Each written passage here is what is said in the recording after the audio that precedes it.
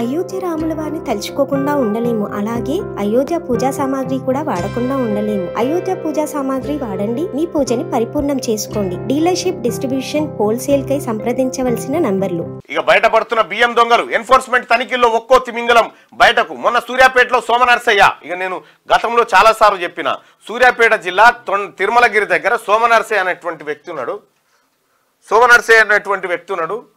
ఇది ఎందుకో గడికి ఆఫ్ అవుతుంది. సోమనర్సయ్య అనేటువంటి వ్యక్తి ఉన్నాడు. ఆ సోమనర్సయ్య అనేటువంటి వ్యక్తి జగదీశ్వర్ రెడ్డి, ఆ తర్వాత అక్కడ ఉన్నటువంటి లోకల్ బీఆర్ఎస్ లీడర్లతో కుమ్మక్కై 100 కోట్ల రూపాయల పీడిఎస్ బియ్యాన్ని పక్కదారి పట్టించిండు, అక్రమాలకు పాల్పడిండని చెప్పి నేను గతంలో చెప్పడం జరిగింది. ఇప్పుడు సోమనర్సయ్య దొరికిండు. సోమనర్సయ్య గతంలో ఈ పీడిఎస్ బియ్యం ద్వారా అక్రమాలకు పాల్పడ్డ సోమనర్సయ్య దొరికిపోయిండు అడ్డంగా.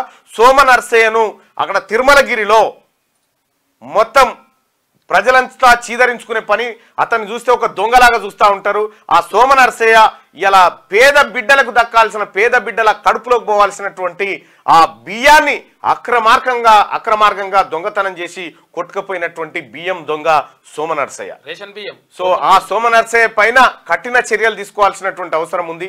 అతనికి ఇప్పటికే కొంతమందిని కాకబట్టే పనిలో ఉన్నాడు సోమనర్సయ్య. నేను 1-2 ఏళ్ల నుంచి మొత్తుకుంటా ఉన్నా, పేదల బియ్యం పందికొక్కులాగా మెక్కుతా ఉన్నాడు సోమనర్సయ్య అని చెప్పి చెప్తా ఉన్నా. సోమనర్సయ్య మిల్లులను సీజ్ చేయాలి. సోమనర్సయ్య దందాలన్నీ, ఆయన ఆస్తులన్నీ సీజ్ చేస్తే తప్ప ఇక్కడ పేదవాళ్లకు న్యాయం జరిగే పరిస్థితి ఉండదు.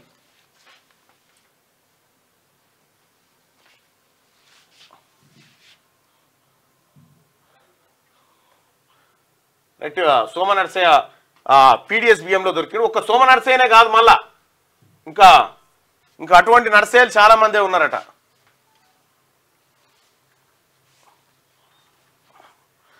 ఇక సూర్యాపేటలో సోమనర్సయ్య, తాజాగా కరీంనగర్లో మారుతి. మొన్న 130 కోట్ల మేర బియ్యం పక్కదారి పడితే ఆ సొమ్ముతో ఇతర వ్యాపారాలు. కరీంనగర్ జిల్లాలోని ఏ మిల్లులో చూసినా కోట్లల్లో తేడాలు.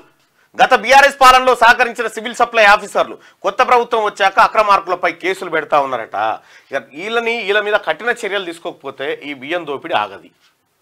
రాష్ట్రంలో బియ్యం దొంగలు బయటపడుతున్నారు. Vigilance and enforcement, revenue, police శాఖలు సంయుక్తంగా కొన్నాళ్ళుగా రైస్ మిల్లులపై నిర్వహిస్తున్న దాడులతో మిల్లర్ల అక్రమాలు వెలుగు చూస్తున్నాయి. 2 కోట్లు, 5 కోట్లు, 10 కోట్ల మేర విలువైన బియ్యాన్ని అమ్ముకున్న అవినీతి సొరచేపలతో పాటు 100 కోట్లకు పైగా బియ్యం బుక్కిన భారీ తిమింగలాలు కూడా బయటపడుతున్నాయి. 100 కోట్ల రూపాయల విలువైన బియ్యం, పేదవాడికి చేరాల్సిన బియ్యం బుక్కిరు దొంగలు వీళ్ళంతా.